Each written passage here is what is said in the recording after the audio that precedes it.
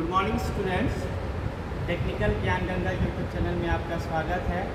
आज जो है हम लोग डीसी शंट जनरेटर कैसे वर्क करता है, कैसे डीसी वोल्टेज को प्रोड्यूस करता है, उसका प्रैक्टिकल करने वाले हैं।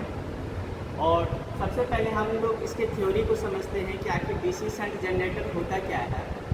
तो यहाँ पर हम सर्किट डायग्राम के माध्यम से देख सकते हैं कि ये हमारा एक डीसी जनरेटर है और ये एसी मोटर है, और दोनों जो है एक दूसरे के साथ कपलिंग किया हुआ है।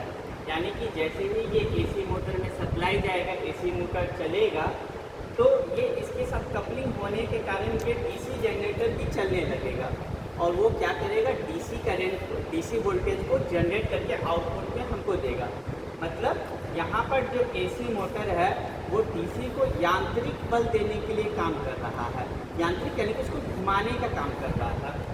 यदि हम डीसी जनरेटर का सर्किट डायग्राम की बात करें तो हमारा यहाँ पर देख सकते हैं कि डीसी शंट जनरेटर का सर्किट डायग्राम है, जिसमें आर्मेचर और फील्ड दोनों एक दूसरे के पैरेलल में होता है।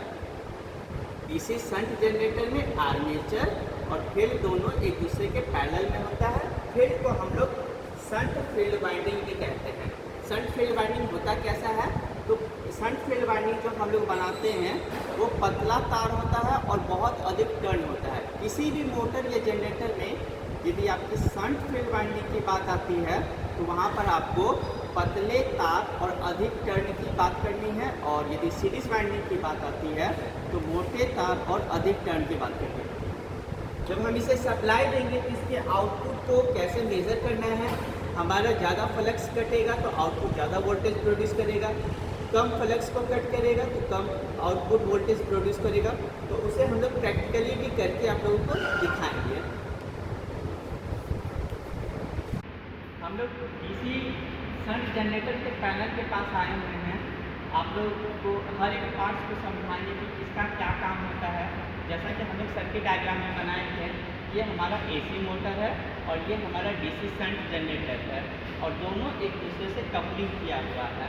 जब ये एसी मोटर घूमेगा, ये डीसी शंट जनरेटर को घुमाएगा, यानी कि इसको यांत्रिक गति देगा, और डीसी शंट जनरेटर जो है ये आउटपुट हमको मिलेगा। उससे हम लोग ये मल्टीमीटर से फाइंड करेंगे कि कितना आउटपुट मिल रहा है।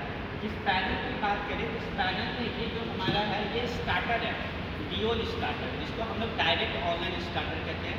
हम लोग आगे की क्लास में इसको और डिटेल से पढ़ेंगे।